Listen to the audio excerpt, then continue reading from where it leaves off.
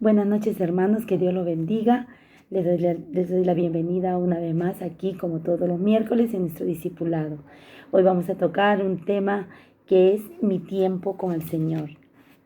Hoy quiero hablarles de este tema, empezando con el versículo de Colosenses 3:16. Dice así la palabra del Señor: que el mensaje de Cristo, con toda su riqueza, llene sus vidas. Enséñense y aconséjense unos a otros con toda la sabiduría que Él da. Amén. Eso es lo que nos dice en Colosenses 3:16. Y mi tiempo con el Señor. ¿Quién manda que tener ese tiempo con el Señor? ¿Quién lo manda? Dios lo manda. Dios nos manda a tener esa relación con el Señor, con Él mismo. Es una relación de amor con Dios. Es un amor sin comparación, no se compara nada. Tener esa relación con el Señor día a día es una relación estrecha con Él. En Deuteronomio 17, del 18 al 19, dice así su palabra. Deuteronomio 17, del 18 al 19, dice así: cuando se siente en el trono a reinar, deberá producir una copia de este conjunto de instrucciones en un rollo en presencia de los sacerdotes y levitas. Tendrá esa copia siempre consigo y la leerá todos los días de su vida.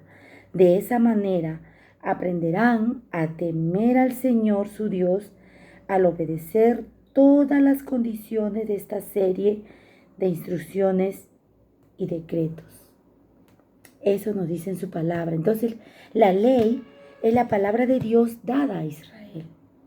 La Biblia es la palabra del Señor, que como Israel, así como ellos lo leían, así debemos leerla nosotros.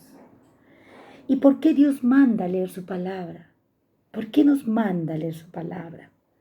¿Para qué? Para saber cuál es el propósito de Dios en nuestras vidas. Eso es lo que el Señor nos manda. ¿Por qué nos manda leer? Para saber qué propósito hay en nuestras vidas. Porque cada uno sabemos que el Señor tiene propósitos grandes con nosotros. Un hijo de Dios se niega a conformarse al mundo y por el contrario se deja transformar por el Espíritu Santo. Cuando su mente se renueva de acuerdo a las cosas de Dios, entonces puede conocer la voluntad de Dios, que es buena, agradable y perfecta. Y eso lo vamos a ver en Romanos 12:2, que dice su palabra. Dice: no imiten las conductas ni las costumbres de este mundo, más bien dejen que Dios los transforme en personas nuevas al cambiarles la manera de pensar. Entonces aprenderán a conocer la voluntad de Dios para ustedes, la cual es buena, agradable y perfecta. Esa es la voluntad de Dios. Todo lo que Dios desea para nosotros es bueno. Todo lo que quiere para nosotros es agradable y es perfecto. Todo lo que el Señor quiere para nosotros es bueno. Todo es bueno. Dice, lo más básico a la voluntad de Dios es arrepentirse. Arrepentirnos de nuestros pecados y confiar en Cristo. Si nosotros damos ese primer paso, si nosotros no damos ese primer paso, entonces no hemos aceptado la voluntad de Dios, ¿no? Nosotros al aceptar el primer paso, ¿qué es? Cuando nos arrepentimos y nos recibimos a nuestro Señor como nuestro único Señor y Salvador de nuestras vidas, entonces estamos dando ese primer paso de que el Señor haga en nosotros como Él quiere. Otro punto es para obedecerla. Y acá hay un punto muy importante que quiero tocar: la obediencia.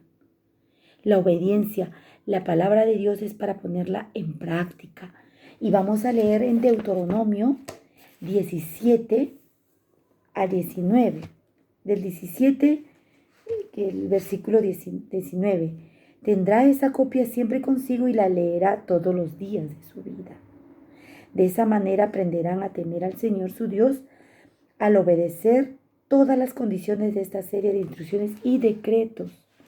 Entonces aquí nos manda a la obediencia, a obedecerla, porque tenemos que ser obedientes, ¿no? Y un punto muy importante que quiero tocar, cuando Jesús dice, Él se despojó a sí mismo, tomando forma de siervo, hecho semejante a los hombres y estando en la condición de hombre, dice que se humilló a sí mismo, haciéndose obediente hasta la muerte y muerte de cruz, dice. Por lo cual dice, Dios también lo exaltó hasta lo sumo y le dio un nombre que es sobre todo nombre, para que en el nombre de Jesús se doble toda rodilla de los que están en el cielo, en la tierra y debajo de la tierra, y toda lengua confiese que Jesucristo es el Señor para la gloria de Dios Padre, ¿no? El mismo sentir que estaba en Jesucristo está también en nosotros, ¿no? ¿Y cuál es ese sentir? El obedecer a Dios, el sentir de que obedeciendo a Dios, que ni siquiera, ¿no?, se negó a morir en la cruz. Ese era el sentir en el Getsemaní. Cuando Jesús fue al Getsemaní, ese fue el sentir de Él. Porque cuando fue, Él dice, llegó a ese lugar que se llamaba Getsemaní y dijo a sus discípulos, sentaos aquí, entre tanto yo voy allí y oro. Y tomando a Pedro y a los hijos de Zebedeo, comenzó a entristecerse y a angustiarse en gran manera. Entonces Jesús le dijo, mi alma está muy triste hasta la muerte.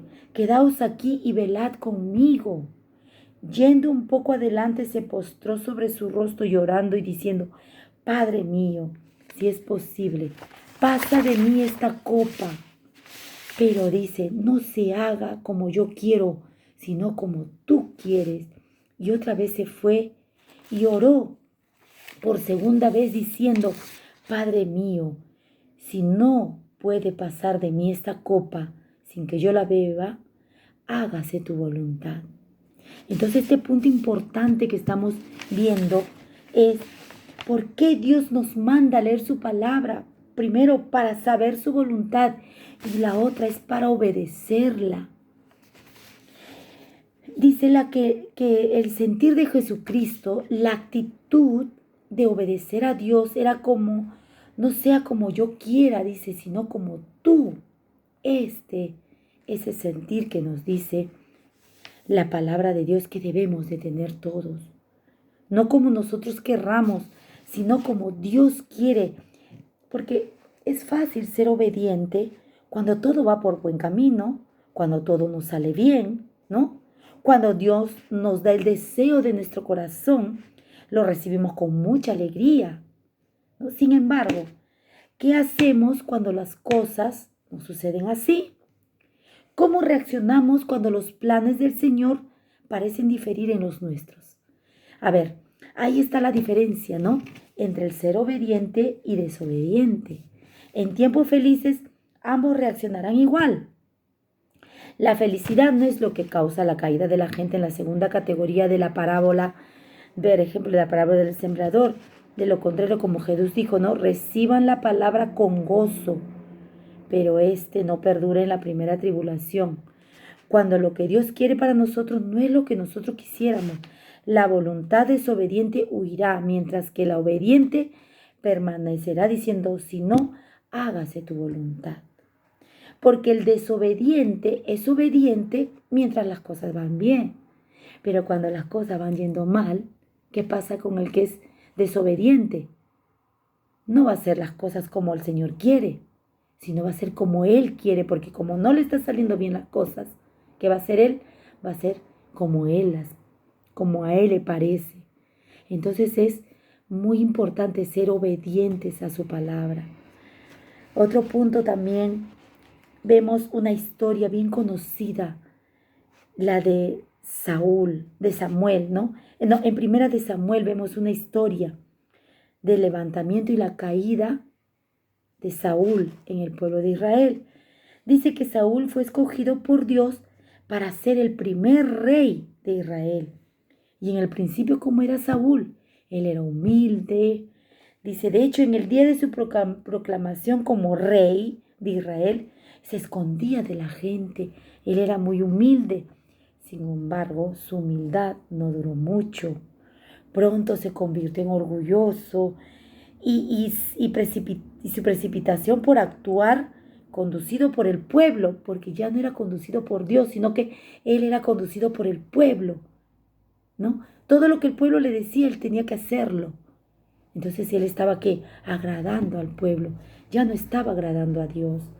En lugar de someterse al Señor, vemos su primera rebelión. Saúl y el pueblo esperaron a que Samuel viniera para el sacrificio, ¿no? Esa fue su primera rebelión. Mientras que los filisteos estaban listos para pelear al otro lado, Samuel llegó tarde. Viendo esto, Saúl, ¿qué hizo? Hizo lo que no debió haber hecho. Ofreció él mismo el sacrificio. El obediente espera a Dios. ¿El que le costó esperar a Samuel que llegara para hacer ese sacrificio? Porque Saúl se tenía que ir a pelear con los filisteos. Pero antes de ir a pelear, ¿qué hacía? Él ofrecía sacrificios y el sacrificio lo hacía Samuel. ¿Y qué pasó con Saúl? Al no esperar, él mismo hizo algo que él no tenía por qué hacerlo. Entonces, ¿qué fue? Impaciente. Muchas veces nos impacientamos cuando las cosas no llegan al tiempo que nosotros queremos, pero no es al tiempo que nosotros queremos, es al tiempo de Dios. Dios tiene el tiempo perfecto para nosotros. Por eso no seamos como Saúl. Saúl fue un hombre primeramente humilde, fue un hombre, ¿no?, que obedecía a Dios, pero pronto se comenzó a enorgullecer. Por eso no pasemos por ese tiempo nosotros, porque hay momentos en que el Señor nos va a dar muchas cosas. El Señor nos va a levantar en muchas cosas. Nos va a dar su sabiduría, porque la sabiduría no viene de nosotros, viene de Dios. Y Dios nos va a dar esa sabiduría. Pero nosotros tenemos que ser humildes. Todo lo que tenemos y lo que somos, tenemos que tomarlo con humildad y tener mucho temor al Señor, porque el Señor es el que nos da todo. Porque nosotros no seríamos nada si no estuviéramos, si no dependiéramos de Dios. Entonces, estoy recalcando mucho esto de la obediencia, porque eso es lo que el Señor quiere, obediencia. Es sacrificio, es más que sacrificio, es la obediencia. Eso es lo que quiere el Señor. Dice que la obediencia a Dios es mejor que el sacrificio. Ahora habla también para alimentarnos y crecer espiritualmente. Hay un pasaje en Primera de Pedro 2:2.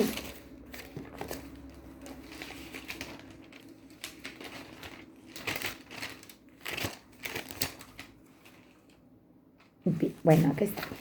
Primero de Pedro 2:2 dice: como bebés recién nacidos, deseen con ganas la leche espiritual pura para que crezcan a una experiencia plena de la salvación. Pidan a gritos ese alimento nutritivo ahora que han probado la bondad del Señor. ¿Y qué es eso de la leche espiritual? ¿Qué cosa es la leche espiritual? La leche espiritual es la palabra de Dios.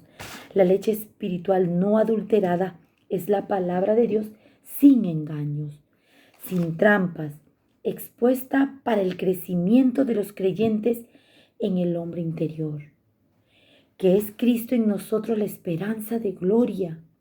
La leche espiritual pura, limpia, sin engaño, es para el alimento del espíritu.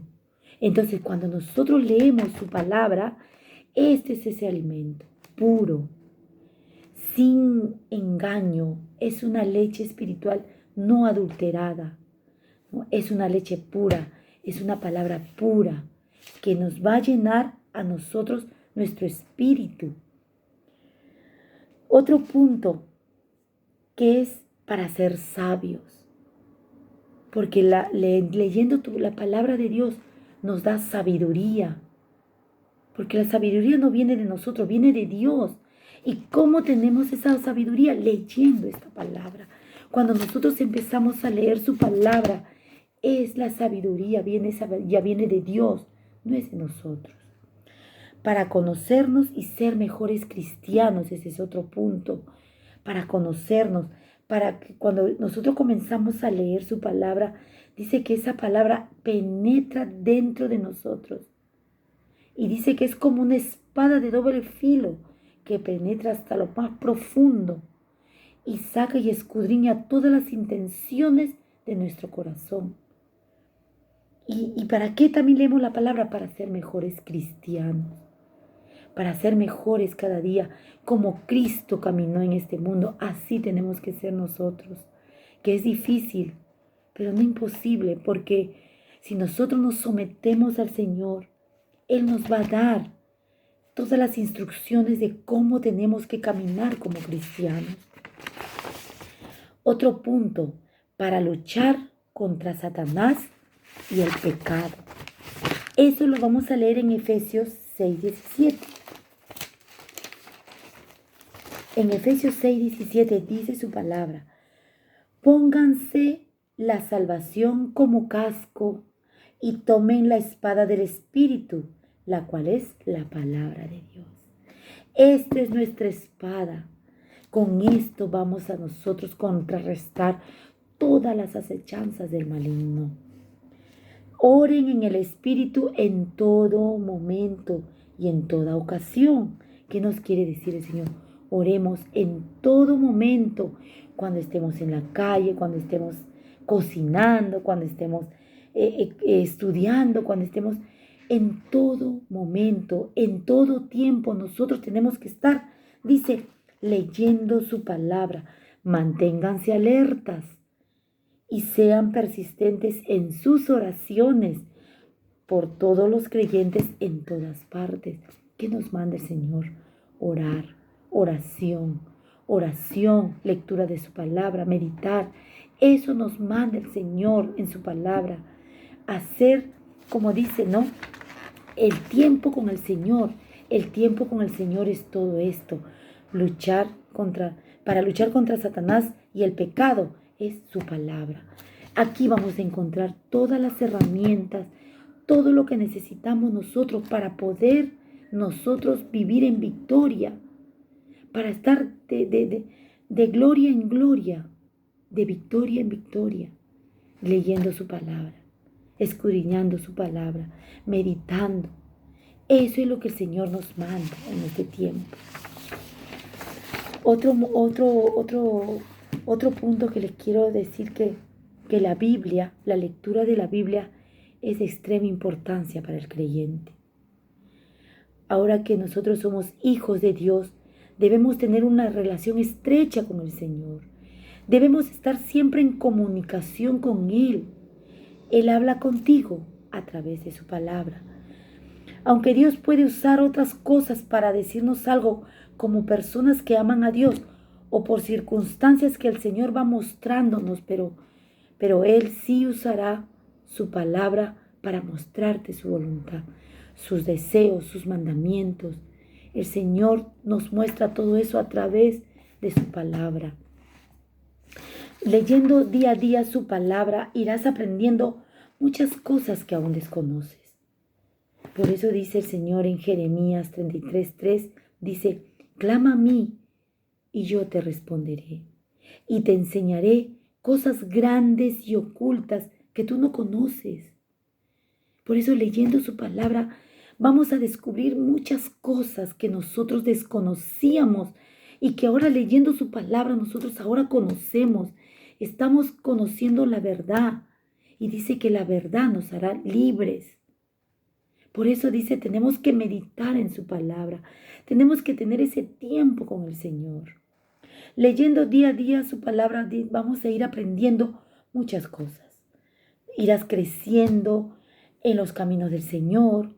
También podrás encontrar respuestas y guías para tu vida, porque muchas veces nos vamos a preguntar muchas cosas, vamos a tener dudas, vamos a tener incógnitas, no sabemos cómo resolver esas incógnitas. Vea su palabra. Aquí está la respuesta. Dice, vas a encontrar la sabiduría en decisiones que vas a tomar en la vida, pues la palabra de Dios es luz. Esta palabra es la luz. Cuando tú vas a comenzar a querer hacer algo y tomar decisiones, tienes que pedir a Dios dirección, meditando en su palabra, teniendo ese tiempo con el Señor.